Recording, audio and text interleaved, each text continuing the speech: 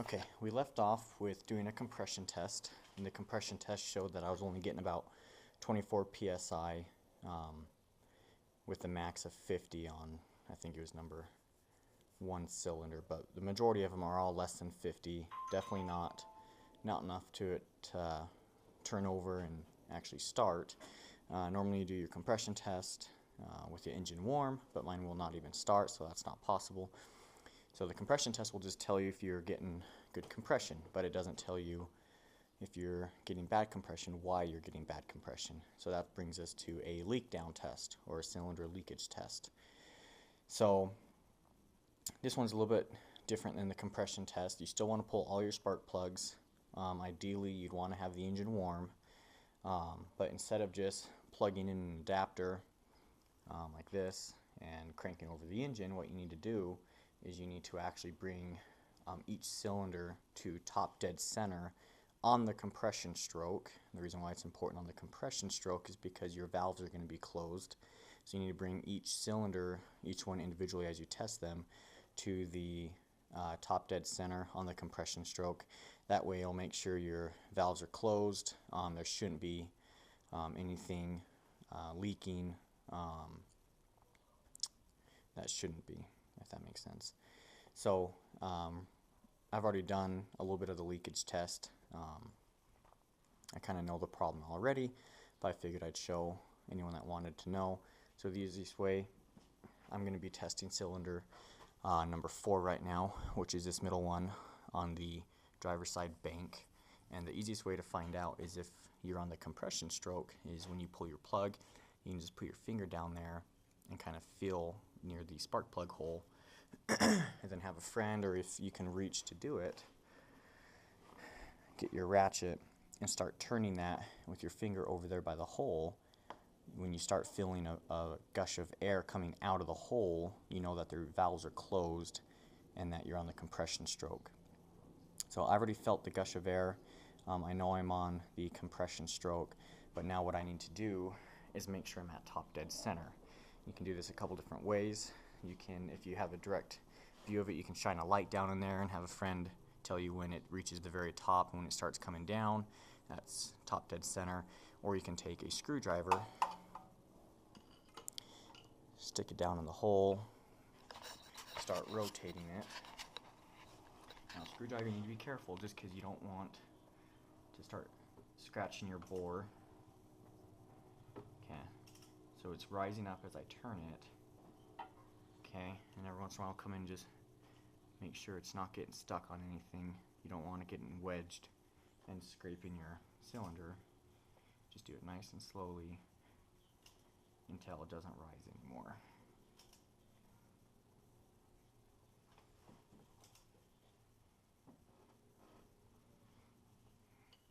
Okay, I'm getting pretty close to the top.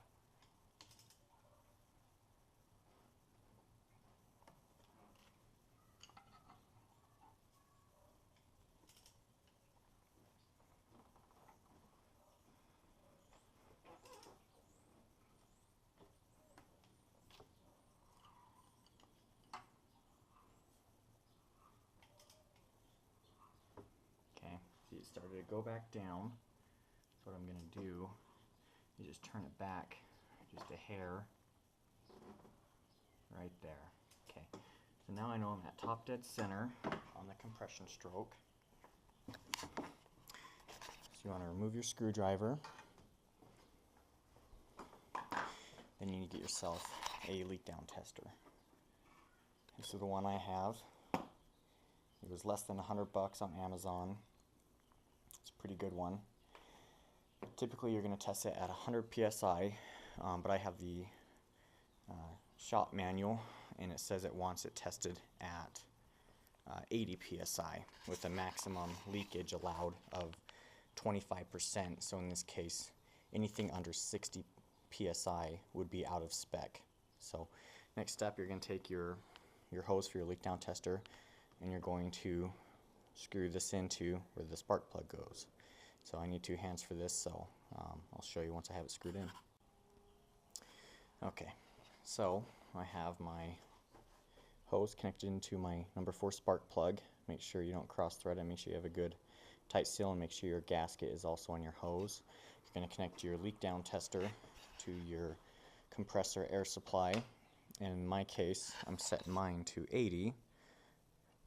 So you're going to rotate your regulator until your left gauge hits 80.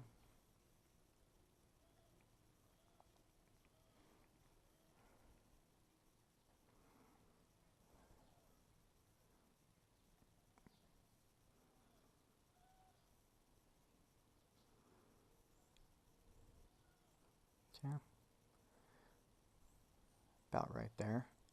Okay, mine pushes down to lock, so that can't turn now. Now here's the important thing. Once we find a leak, we have to know where it's coming from, and so we do that by a couple different methods. So one, we're going to take our radiator cap off. This will tell us if we have a head gasket problem where the head gasket is leaking into the coolant system, and that'll manifest as bubbles coming out of the radiator. So you want that off. You want to be able to take off something on the intake. You can take your intake off actually right here where your air box is, but I'm actually just going to choose the disconnect my PCV valve, and this is also part of the intake. So if we hear excess of air coming out here, we know that there's a problem with the intake valve in the engine not sealing correctly. Okay. To find out if it's coming from or if it's blowing past the piston rings, okay, you can take off your oil cap, and if we hear air coming out of there, we know it's the piston rings. But I'm actually going to keep the oil cap on, and I'm going to listen through our breather hose off of the passenger side valve timing cover.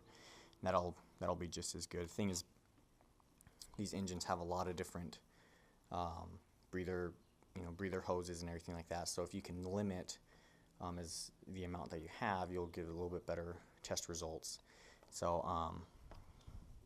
this comes off the PCV valve, and so when I do the test, I'm actually going to cover this with my thumb, and then this should be one of the only breather valves that we have. So hopefully that'll give us a little bit better of a test. So you have your radiator cap off, some way to indicate if it's coming from the intake valves. We have a way to indicate if it's going past the piston rings via breather hoses from the crankcase. And then the last way to verify if it's coming from the exhaust valve is we actually, when running the test, we'll go over and we listen to the exhaust. And if we can hear a lot of air coming through the exhaust pipe, then that means you're having a problem with your exhaust valves sealing. So you have those four ways to tell where the air is coming from. So next step, we have our regulator set. Went up a little bit.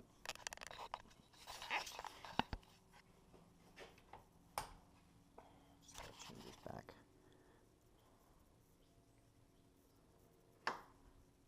Okay, we have a regulator set. It's locked in. Okay, our air hose is connected to it. Our line is going to our number 4 cylinder.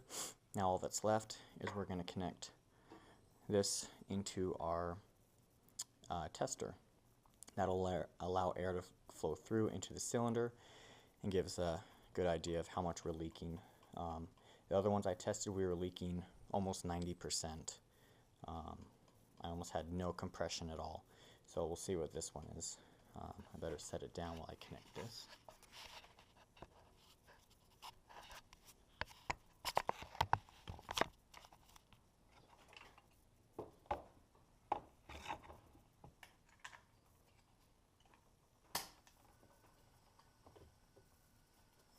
Okay, so we're only getting about 10 back. So it looks like our gauge is a little off. Readjust that.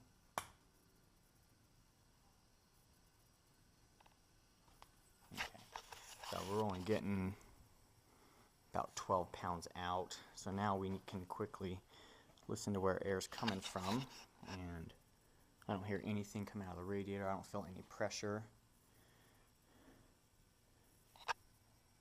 I feel nothing at all out of the intake, but I do feel a lot coming out of this hose right here. In fact, if you can hear that, as I hold that over, it's creating quite a bit of pressure back there. So we have a lot of blow-by problems. So we'll come over here and listen to the exhaust.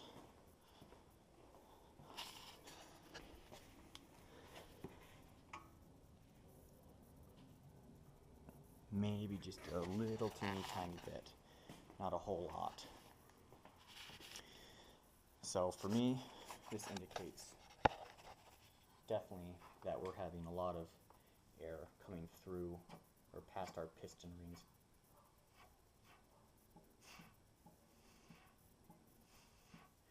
I don't know if you can hear that or not, but that's a lot of air. Okay, so you can shut your tester off. I said we were only at 12 pounds after that. You don't want to do this test for too long, just because you can blow seals doing this. Most people will test it at 100 psi to make the math really easy, because if it's at 100 psi and you have 90 psi left, then you know you're only leaking 10%. But always refer to the factory service manual. All of these steps I'm doing are taken directly from the factory service manual to make sure we're playing it safe. So that's how you do a leak down test. For people thinking that there's no way I would only have, you know, that much pressure coming out, it seems really abnormal to be that bad leaking, especially on a 2008.